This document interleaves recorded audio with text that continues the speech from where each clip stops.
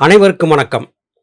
நாம் 11 சித்தர்களில் மிகப்பெரிய பெயர் பெற்றவராகிய இடைக்காட்டு சித்தர் பாடி அருளிய அற்புதமான ஞான பாடல்களை பார்த்து கொண்டிருக்கிறோம். எவ்வாறு ஈசனை அறிவது அடைவது என்பதை குறித்து இடைக்காட்டார் சொல்லக்கூடிய நுணுக்கமான பல கருத்துக்களை பார்த்து வருகிறோம். இன்றைய பதிவிலேயும் நம்மை வியக்க வைக்கக்கூடிய பற்பல நுணுக்கங்களை இடைக்காட்டு சித்தர் சொல்ல கேட்க இருக்கிறோம். ஐயன் திருப்பாதம் பசுவே அன்புற்று நீ பணிந்தால் துய்ய வினைகளெல்லாம் பசுவே விட்டோடும் கண்டாயே. மனதை பசுவாக பாவித்து மனதோடு பேசுவதாக இடைக்காடருடைய இந்த பாடல்கள் அமைந்திருக்கின்றன. ஐயனின் திருப்பாதங்களை பணிந்தால் எல்லா விதமான கர்ம வினைகளும் விட்டு போகும் என்று சொல்கிறார். ஐயனின் திருப்பாதங்கள் எங்கே இருக்கின்றன? சிவாலயங்களுக்கு சென்று பார்க்கும்போது அங்கே லிங்க வடிவமே இருக்கிறது. சிவனின் பாதங்களை அங்கே காண முடியவில்லை. அப்படியென்றால் எவ்வாறு ஈசன் பாதத்தை அறிவது அடைவது? சிவனே சிவன்.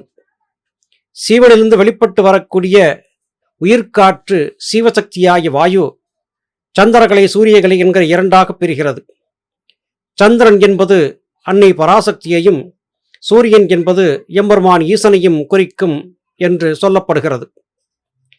இந்த இரண்டு கலைகளும் பாதங்கள் ஈசனின் திருப்பாதங்கள் என்றும் சித்தர்களால் சுட்டப்படுகின்றன. அப்படிப்பட்ட சந்திரகலை சூரியகலையை எவர் ஒருவர் பற்றி பிடித்து புருவ மத்தியத்திலே நிலைநிறுத்தி யோகம் பழகுகிறாரோ அவருக்கு கர்மவினைகள் அற்றுப்போகும் என்பது கருத்து.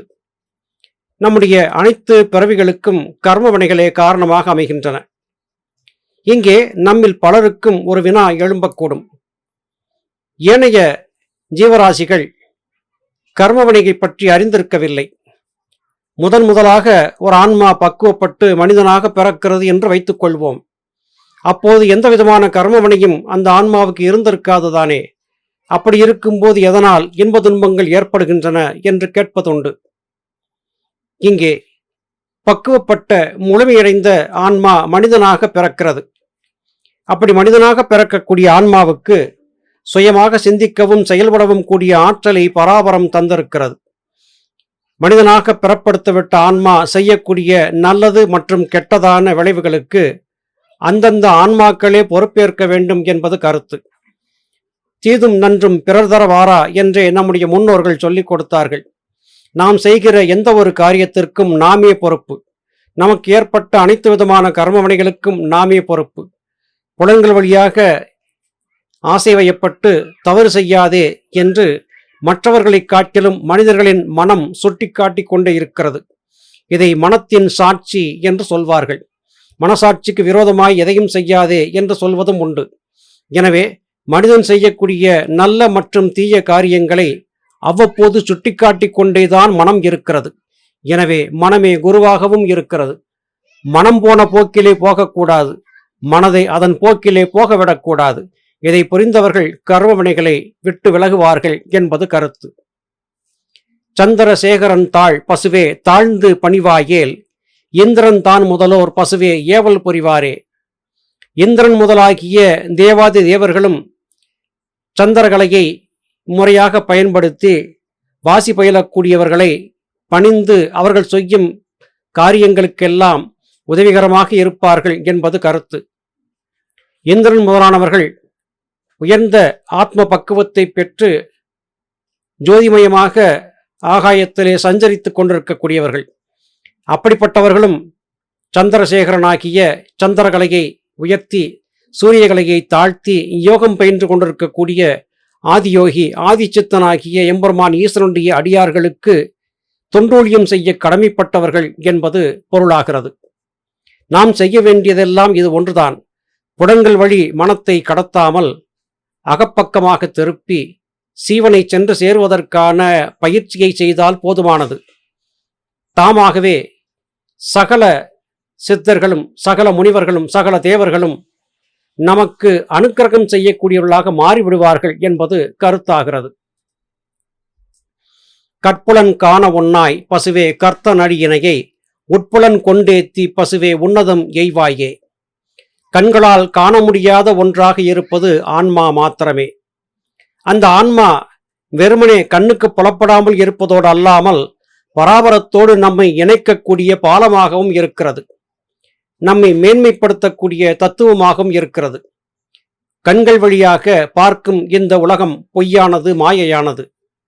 புறக்கண்களால் பார்க்கும் உலகத்தை தவிர்த்து அகக்கண்களால் பார்க்கக்கூடிய புருவ மத்தியத்திலே மனத்தை செலுத்தி பழக வேண்டும். உட்புலன் கொண்டு ஏத்தி உன்னதம் எய்வாய் என்று குறிப்பிடுகிறார். புறங்களிலே சென்று கொண்டிருக்கக்கூடிய மனம், புத்தி, சித்தம், அகங்காரம் ஆகியவை புலன்கள் வழியாகவே நம்மை சலிக்க வைத்துக் கொண்டிருக்கின்றன. எனவே மனதோடு பேசி இந்த உலகம் மாயை என்பதை எடுத்துச் சொல்லி அகப்பார்வை பார்க்கும்படியாக மனதை பக்குவப்படுத்த வேண்டும். அப்படி பக்குவப்படுத்திவிட்டால் நிச்சயம் நமக்கு முத்தி மோட்சம் சித்திக்கும் என்பது கருத்து. சொட்டியும் காண ஒன்னாய் பசுவே சூனியம் ஆன அவஸ்தை ஒட்டி பிடிப்பாயேன் பசுவே உன்னை நிகர்ப்பவர் யார்? ஒருவர் வெறும் வாய்வார்த்தைகளால் மாத்திரம் ஞானத்தை பற்றி ஒருவருக்கு சொல்லிவிட்டால் உடனே ஞானம் வாய்த்து விடாது. கடினமாக முயன்று பயின்று ஞானத்தை எய்த முயற்சிக்க வேண்டும். சூனியம் என்கிற நிலையிலே மனத்தை நிறுத்தி பழக வேண்டும். எவ்விதமான அசைவும் இல்லாமல் ஆடாமல் அசையாமல் நிற்கக்கூடிய மனம் சூனியத்தில் நிலைத்திருப்பதாக கொள்ளப்படும். சூனியம் என்பது கோள்களோ விண்மீன்களோ இல்லாத வெட்டவெளியாகிய ஆகாயம். அங்கே எதுவுமே இருக்காது. அங்கே வெறும் வெளி மாத்திரமே இருக்கும். அந்த வெட்டவெளியே நம் தலைக்குள்ளே ஆகாயமாகவும் இருக்கிறது. அதுவே சூனியம் என்று அழைக்கப்படுகிறது. எதுவுமே இல்லாத நிலை என்று சொல்லப்படுகிறது. அந்த நிலையை, அதாவது எண்ணங்கள் அற்ற நிலையை மனத்திற்கு நாம் சொல்லிக் கொடுத்து பழக்கிவிட்டோம் என்றால் மனதை புறத்திலே செல்ல விடாமல் புருவ மத்தியத்தையே ஒட்டி இருக்கும்படியாக நிறுத்தி பழகிவிட்டால் நமக்கு நிகராக இந்த பூதளத்திலே எவரும் இருக்க மாட்டார்கள் என்பது இடைக்காட்டு சித்தரின் கருத்தாகிறது. உன்னை அறிந்து கொள்வாய், உன்னை பற்றி பிடித்துக் கொள்வாய், உன்னை சலிக்க விடாது காப்பாற்றுவாய். அப்போது உனக்கு நிகராக இங்கு யாரும் இல்லை என்கிற நிலையை பெறுவாய். இவ்வாறு இடைக்காட்டு சித்தர் அறிவுறுத்துகிறார். தன் மனம் தன்னாலே பசுவே தானுவை சாராதார் வன்மரம் ஒப்பாக பசுவே வையத்து உரைப்பாரே. இந்த பூமியிலே எண்ணற்ற மரங்கள் இருக்கின்றன. கனிகளை தந்து மற்றவர் பசி போக்கக்கூடிய நன்மரங்கள் இருக்கின்றன. வெறும் முட்களை மாத்திரம் கொண்டு எவ்விதமான பயனும் இல்லாமல் தொட்டவர் கரங்களை கிழித்தெறியக்கூடிய வன்மரங்களும் இருக்கின்றன. மனிதர்களுக்குள்ளேயும் இது போன்ற நிலை இருக்கிறது. நல்லவர் தீயவர் என்கிற இருபாலாரும் இந்த உலகத்திலே இருக்கிறார்கள். மனதின் போக்கிலே சென்று புலன்கள் வழியாக இந்த உலகை அணுகி கொண்டிருப்பவர்கள் வன்மரங்களாக கருதப்படுவார்கள். மனதை புருவ மத்தியத்திலே நிறுத்தி எம்பெருமான் ஈசனை அடைய வேண்டும் என்கிற தாகம் தனியாது பயணிக்கக்கூடியவர்கள் நன்மரங்களாக இருப்பார்கள். அப்போது அவர்களுடைய மனமே அவர்களுக்கு மேன்மையை தரக்கூடிய கற்பக விருட்சமாக மாறி அமையும் என்பது கருத்து. சொல்லென்று நற்பொருளாம் பசுவே சோதியை போற்றாக்கால் இல்லென்று முத்தி நிலை பசுவே எப்பொருளும் சொல்லுமே. எப்போதும் நல்லவற்றை பேசி நல்லவற்றை சொல்லி பயணிக்க வேண்டும். நற்பொருள், நற்சொல் என்பது என்ன? சொல்லக்கூடிய சொல் வார்த்தை இல்லாத சொல்லாக இருக்க வேண்டும். அக்ஷரம் நாசமில்லாதது, எழுத்தே இல்லாதது. அப்படிப்பட்ட ஒரு ஓசை இருக்கிறது, அப்படிப்பட்ட ஒரு சொல் இருக்கிறது. அந்த சொல் ஊமை எழுத்து என்றும் அறியப்படுகிறது. அதுவே நம் சுவாசத்தின் ஓசை. இந்த ஓசை சகல சீவராசிகளுக்கும் பொதுவானது. எல்லா சீவராசிகளும் சுவாசிக்கின்றன, எல்லா சீவராசிகளும் மூச்சு விடுகின்றன. எனவே சுவாசம் என்பது சகல சீவராசிகளுக்கும் பொதுவான மொழி, பாஷை என்றாகும். அந்த சொல்லை, அந்த ஓசையை சரியாக புரிந்து கொண்டுவிட்டால் நம்முடைய மொழி, அதாவது சுவாசத்தின் மொழியும் ஏனைய சீவராசிகளின் சுவாசத்தின் மொழியும் ஒன்று என்றாகிவிடும்.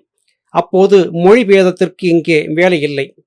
இதை சரியாக புரிந்து கொண்டுவிட்டால் இந்த உலகிலே நாம் அறிந்திருக்கக்கூடிய எந்த மொழியை காட்டிலும் மௌனம் அல்லது சுவாசம் என்கிற மொழி இருக்கிறதே, அதுவே உயர்ந்தது, உன்னதமானது. இந்த பொருளை புரிந்து கொண்டுவிட்டால் முத்திக்கான பாதை, தத்துவங்கள் அனைத்துமே நம் சித்தத்திற்குள்ளே இருந்து வெளிப்பட்டு நம்மை சிறப்பிக்கச் செய்யும் என்பதே இடைக்காட்டு சித்தருடைய கூற்றாக இருக்கிறது.